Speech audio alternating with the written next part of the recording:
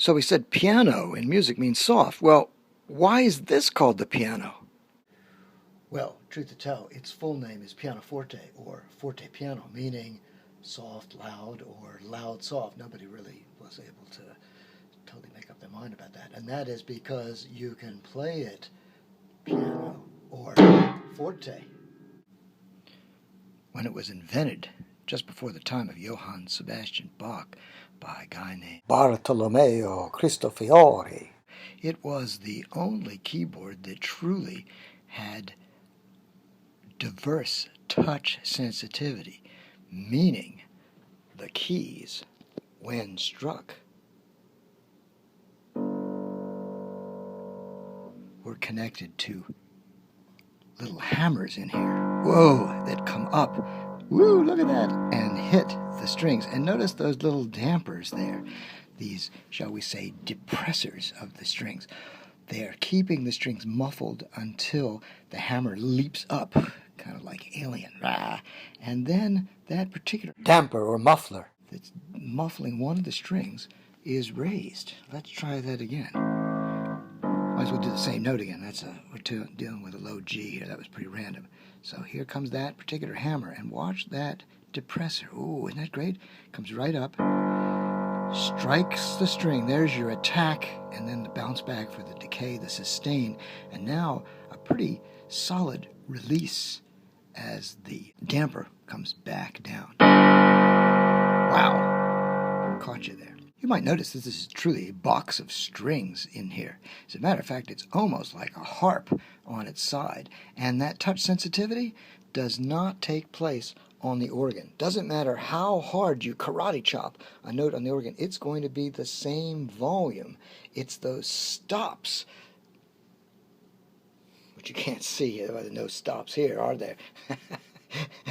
Those little plugs, the little plungers that are pulled out that make the difference. In an organ, the more stops you pull out, the louder the sound.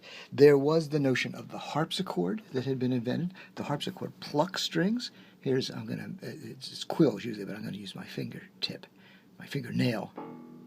Let's put and then there's a pedal called the damper pedal, which lifts all the strings up. Let's check that out. Whoops, it didn't go that way. Oh, it's over here. All right, there's 3 pedals here.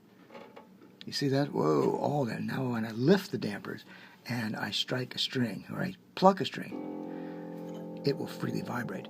And with a harpsichord, the strings are plucked, and once again, you can't get any touch sensitivity. There are sophisticated harpsichords where the quills can actually, the plucker devices, can actually pluck several strings at once, and then the sound is louder. There was also an instrument called the clavichord, and the clavichord, instead of having little felt-tipped hammers, would have metal transepts. And let's see if I can do a metal transept. Well, that's plastic, but you get the idea. It would hit strings like that, and doesn't really quite make that sound in a clavichord, but there is touch sensitivity. Our friend Johann Sebastian Bach actually liked the clavichord for its subtle nuances, but truth to tell, the dynamics, the loud softs that you could get on the clavichord, which was invented before the piano, range from triple, quadruple, pianissimo, very soft, to about mezzo piano. Mezzo piano being half loud. And the M is a nice modifier to use. MP meaning half soft. MF, forte, meaning half loud. And there's no right in the middle for music, which is a little bit of a problem, but somehow we've got to get around that. So in a sense, this is sort of like an automatic harp. And by the way, in Italian, harp is arpa, and harps typically default to playing one note after another. And that is actually known as an arpeggiation. This would be called a block chord. Chords are simultaneities, notes that are struck or played at the same time, whereas arpeggios are played one after the other like the harp, and the harp is almost defaulted to do wonderful things like that. A little harder on the piano, not that much. The simplest maybe you can call simultaneities chords, simultaneous soundings, might be just two notes at once, sometimes called just an interval. In particular, the do, so, that open fifth, 1, 2, 3, 4, 5, often called in rock and roll a power chord. And it's a good sound. And notice putting the third root is the lowest note, in this case a do, up to so. You can also say root fifth, and you could put in a third. And doesn't that sound sweet? And notice from a major triad, major chord, to a minor, right? That Mary had a little, only one note shifted, but all the difference in the world. And that downward arpeggio we heard with the trombones.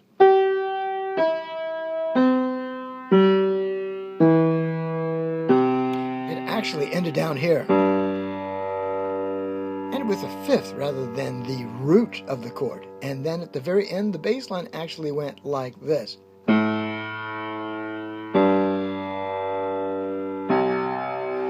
And that would be la, so, do, which is a wonderful bass line. And Strauss put it against this.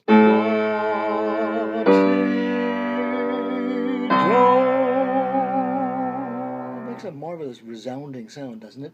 You could even put above that. I don't think Strauss does this, but a later composer named Philip Glass does this. He even does it. La, la, la, la, so, so, so, so, so, so. That's 1, 2, 3, 4. 1, 2, 3, 4, 5, 6. 1, 2, 3, 4, 5, 6, 7, 8. And he changes time signatures too. Interesting. So basically, this whole time we've kind of been harping, shall we say, on Also sprach Zarathustra, representing as kind of the music of deep space, whether that is really accurate or not. Well, let's get a little closer to home. Or is it? Because of the notion of the expanding universe, where did the universe begin? Actually, right here, wherever you are, expanding out from a pinpoint. Amazing. But at any rate, we're coming in now, heading towards Earth via the solar system.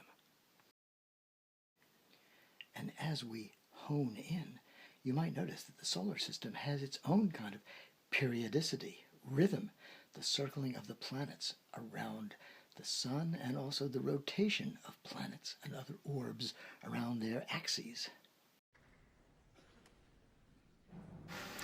So here we are getting close. We're at Mars.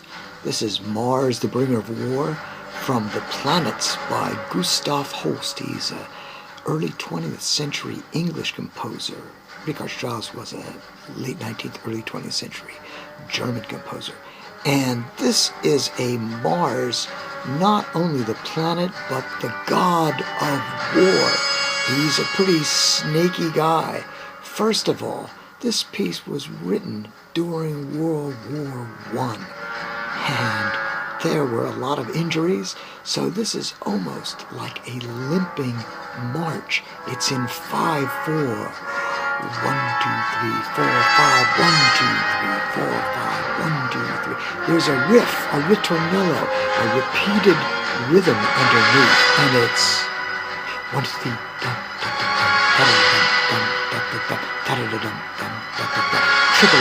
2, so it's a triplet, 2 quarters, 2 eighths, and a quarter. Wow! And we're already in a second section of the piece. The first section was do, so, say, which was a perfect fifth up, ancient, and then a creepy half step down. Kind of that notion of ancient, evil, and boy, that's kind of Mars, isn't it? Now we're in a second huge area, and we've got lots of half steps. Da, da, da, da, da, da. Really creepy. So notice he's on a much bigger time scale than Richard Strauss, at least in Also sprach Zarathustra opening.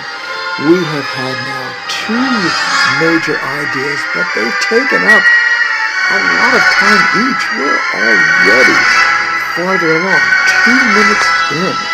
And so we'll say this is our first and second theme.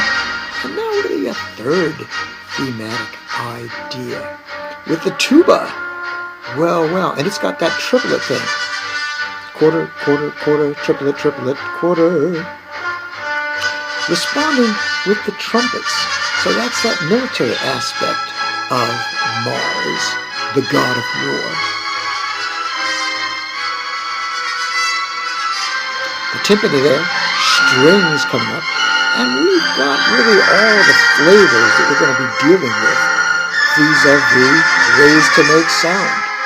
The wind instruments, both the woodwinds and the brass, and notice the trumpets and the tuba, kind of like in call and response, they're back and forth. That is a pretty universal idea in music from around the world. We also have, you can hear a snare drum in the background. That's a membranophone. We also heard a cymbal. That's an idiophone. And of course the strings are chordophones. So that's it. Aerophones, idiophones that even an idiot can play. Not really. That would be the solid body percussion like the cymbal, and then membranophones, the drums, and then the strings. 4 ways of making sound. And notice we've gotten to a different region. We've got those creepy half steps again, but we've heard them before. So in a sense we had 3 major themes that were, shall we say, exposed. Oh, check those oboes out. That was not only a regular oboe, but a bass oboe, very rarely used in music. The English horn and alto oboe is much more used. At any rate, all these creepy half steps we've heard before. And notice the trumpets. That triplet thing we've heard before. So these ideas first were exposed, and now, shall we say, they're being developed. Very clever. This is a large-scale form called Sonata Allegro, where eventually you get back to the main themes. This is from the top, from the head, the recapitulation. Do, so, say. It's a half step below so, chromatically down. It could also be do, so, fi, depending on how you spell the note. And you'll see this a little later. Look at that, 2 tubas. That's fairly rare. A lot of times we only have 1. And there's trombone going at it. There's the cellos. Notice they're vibratoing and pounding away with that timpani. And on behind, look at trombones and tuba. 3 trombones there. Notice they make different pitches by slide. You saw me attempt it. These guys are professional compared to me, that's for sure. Don't puff up the cheeks too much, man. The conductor keeping it all together. And notice that triplet, triplet, triplet. We've heard that before. First from the tuba, now trombones, and now that call and response again, which we had heard previously as well. Oh, the strings, notice they're bowing, but they're kind of jumping up and down. That is called spiccato in a way. And earlier on, the strings actually played with the wood of the bows. It's kind of upside down bow playing for a very skeletal collegno with the wood. And that's kind of appropriate since in a sense we're dealing with dancing skeletons, a march for the dead. And by the way, these marching rhythms also somehow relate to a Spanish dance called the bolero. So we're in some sort of demented land. And notice the rhythm's cut out again. We've had this before. Still the recapitulation. And now something quite stunning, earth-shattering. Check it out. Woo! With a big idiophone gong, tam-tam. And look at that, 2 sets of timpani. Timpano is the symbol, by the way.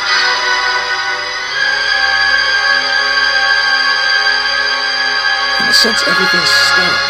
Still energy, but a different kind. French horns there. Marvelous, a lot of them. Many times you have twice as many French horns as you have other types of brass. A flourish. The strings can really play just about fast as everybody else. Then the woodwinds. And now that triplet thing again. Yes. This is an ending. A coda. And this is an end, not with a whimper, but definitely a